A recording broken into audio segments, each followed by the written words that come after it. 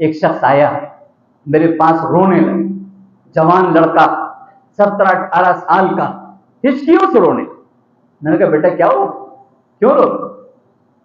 کہنے لگے مولوی صاحب میری ماں مجھ سے بہت محبت کرتی، جب تک ران پر سر نہیں رکھ لیتی میرا اس وقت تک وہ بھی نہیں سوتی اور میں بھی نہیں سوتی. اپنے ہاتھ سے لقمہ اتنا بڑا ہو گیا ہوں لیکن ماں اپنے ہاتھ سے مجھے لقمہ کھلاتی ہے ایک دو، تب میرے بھی محبت ہے پوری ہوتی ہے، تبھی ماں کو بھی تسکین ملتی ہے. جب تک وہ ہاتھ سے لقمہ نہیں کھلا لیتی ہے وہ کھانا اپنا پورا نہیں کھاتی.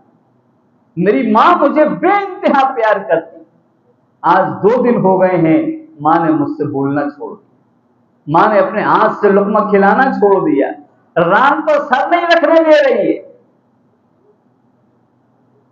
میں نے کہا کیا ہو گیا، وجہ بھی تو کچھ ہوگی، تم نے پریشان کیا ہوگا، تمہاری طرف سے کچھ نہ کچھ تو ہوا ہوگا. کہ مولوی صاحب کچھ نہیں ہوا، صرف اتنا ہوا ہے کہ آپ نے جمعے میں سنایا تھا کہ پیارے حبیب کی سیرت داڑھی ہے اور لوگوں نے اس کو کاٹ کے پھینک دیا ہے.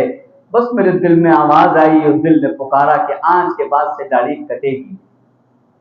میں نے داڑھی یہ ہفتہ بھر ہو رہا ہے میں نے نہیں کاٹی. جب یہ بال نکلنے لگے تو میری ماں نے کہا کہ شیو کرا کے آ، چہرہ صحیح کرا کے آ.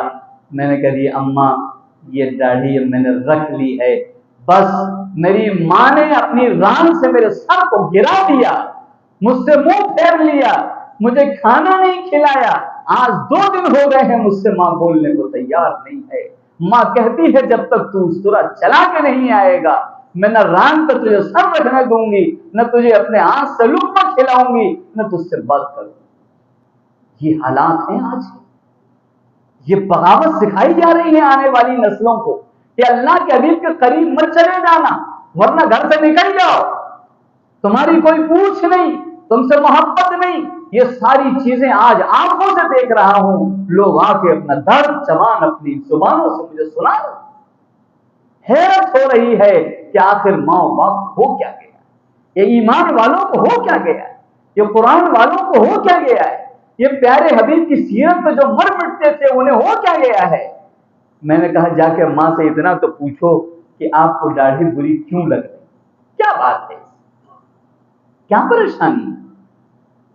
تو ماں کہتی ہے کہ کوئی لڑکی تجھ سے شادی کرنے کو تیار نہیں ہوگی اگر تو داڑھی رکھ لے گا.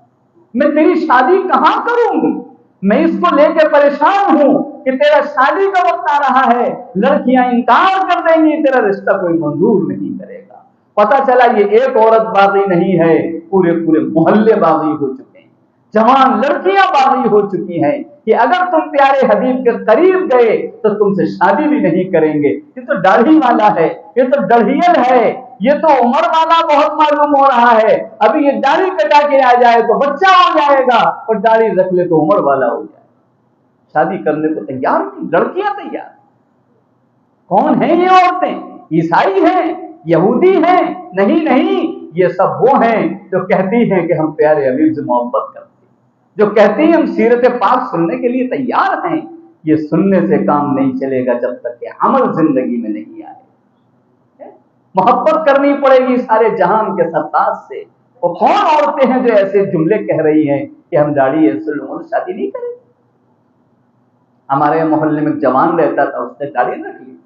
2-3 رشتے والے آئے تو کہتے ہیں کہ صاحب پسند نہیں آئے. کیا بات ہوگی؟ کہ ذرا عمر زیادہ لگ رہی، کہ اس کا یہ آدھار کارڈ ہے، دیکھ لو تمہاری لڑکی سے کتنا یہ بڑا ہے، دیکھ لو آدھار کارڈ.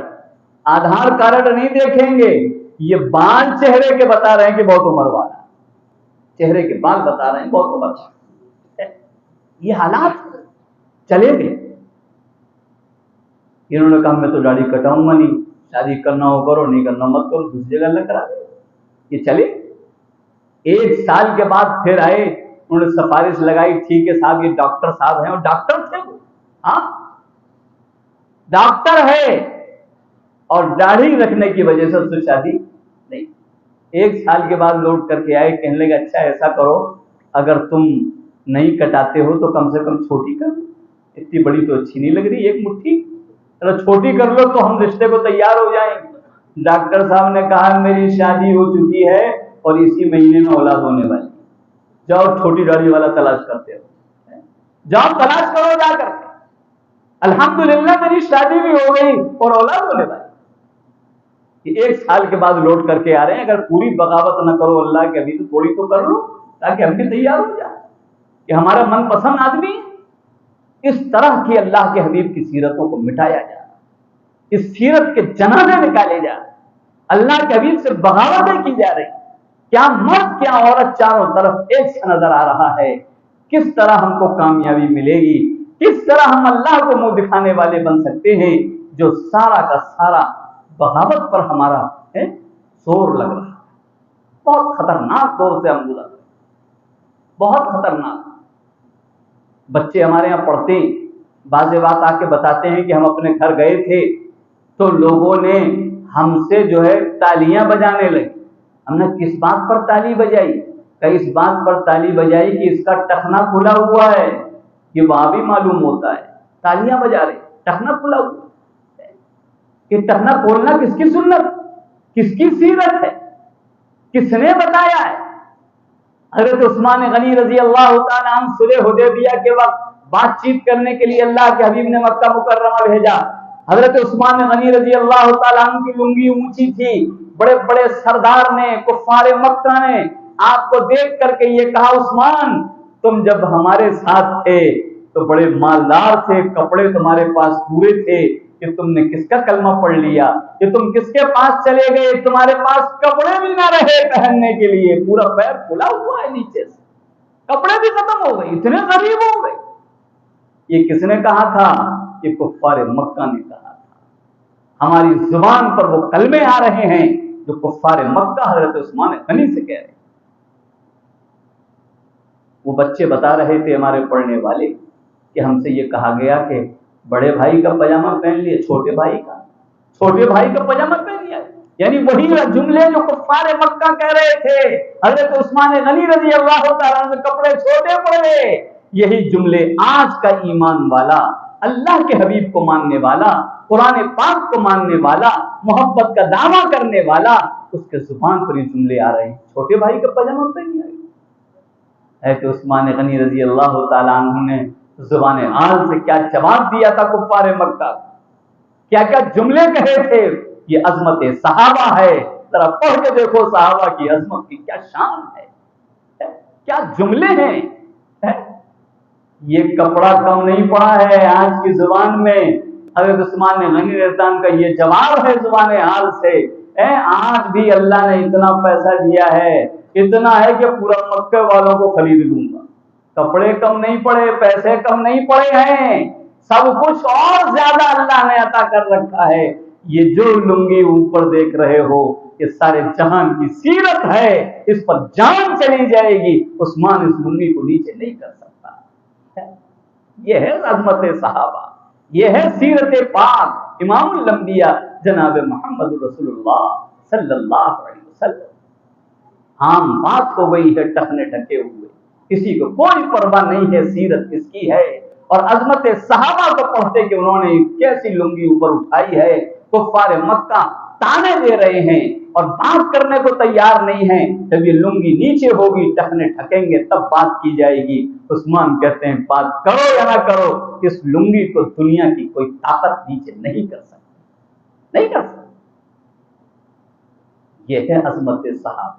हम पहचानते नहीं अजमत सहाबा कहते किस, जिन्होंने अपनी जान निछावर कर दी सारे जहान के सरताज इमामुल अंबिया जनाब मोहम्मद रसूलुल्लाह सल्लल्लाहु अलैहि वसल्लम की सीरत पर, वो हैं सहाबाए किराम। इन चीजों का जिक्र भी किया जाए तो लोगों को कान को अच्छा नहीं लगता, लोगों के कान इससे घबराते हैं इन बातों से आज के दौर में। क्यों? इसलिए कि मोहब्बतें खत्म हो गई, सीरत पाक जिंदगी से निकल। एक जवान मुरादाबाद का, उसने मुझे फोन किया कि मौलवी साहब जब से तुमने बताया था मैंने टखना खोलना शुरू कर दिया है। मेरा रिश्ता एक जगह लगा हुआ था, शादी होने वाली थी।